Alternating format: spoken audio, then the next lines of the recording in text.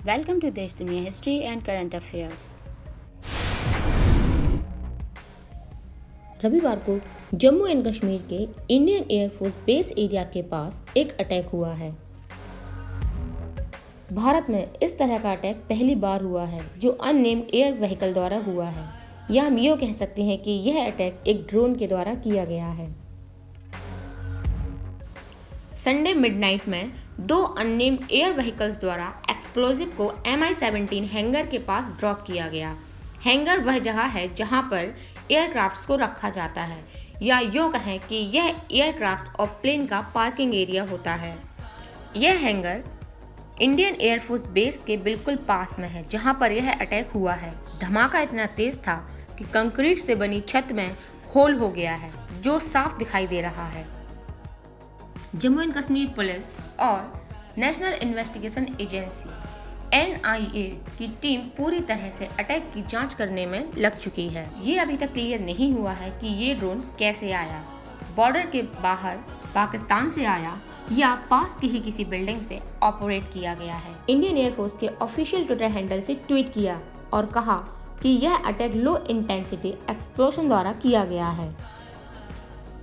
Officials द्वारा यह बताया जा रहा है कि दो अटैक हुए हैं, जिसमें पहले अटैक ने RCC स्लैब ग्रुप को डैमेज किया है और दूसरा अटैक इस अटैक के तुरंत 5 मिनट बाद हुआ है जो ओपन एरिया में हुआ था।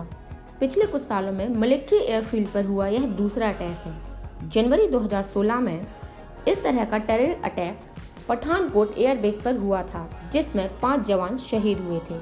अनुमान लगाया जा रहा है कि इस अटैक में 3 से 4 किलोग्राम RDX जैसी प्राइमरी एक्सप्लोजिव का यूज़ किया गया है। ड्रोन के माध्यम से इस तरह का अटैक पहली बार हुआ है। इस तरह की बात भी सामने आई है कि यह एक मॉडर्न वे है और इस तरह का अटैक आगे और हो भी सकता है।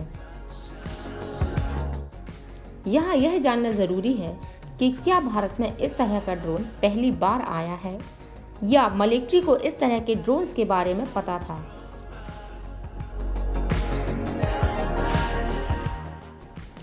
2 साल से भी ज़्यादा समय से पाकिस्तान इस तरह के ड्रोन्स का यूज़ कर रहा है, जिनसे वह AK-47 असॉल्ट राइफल्स, गोला बारूद, ड्रग्स भारत में मुख्य रूप से पंजाब और जम्मू कश्मीर के बॉर्डर एरिया में भेज रहा है। अनेकों ड्रोन पकड़े गए हैं और नष्ट किए गए हैं और उनसे हथियार भी बरामद किए गए हैं।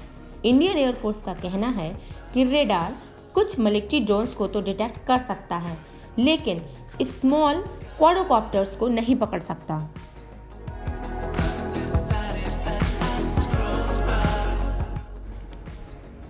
भारतीय सेना अभी तक बड़ी मात्रा में एंटी ड्रोन टेक्नोलॉजी एकत्र करने में लगी हुई है। जनवरी 2021 में इंडियन नेवी ने इजराइल को स्मैश 2000 प्लस सिस्टम का ऑर्डर दिया है। Smash 2000 plus technology Israeli, American special forces द्वारा और अदर देशों की स्पेशल फोर्सेस द्वारा भी यूज की जा चुकी है। Defence research and development organisation DRDO ने भी एक एंटी ड्रोन सिस्टम डेवलप किया है जिसका डिप्लॉयड इंडिपेंडेंस डे पर प्रधानमंत्री नरेंद्र मोदी द्वारा किया गया था। Has been used, and please don't forget that drones were extensively used in the Armenia-Azerbaijan conflict. Please don't forget that Turkey has been supplying drones to Pakistan. The simple fact is that this is a then serious escalation.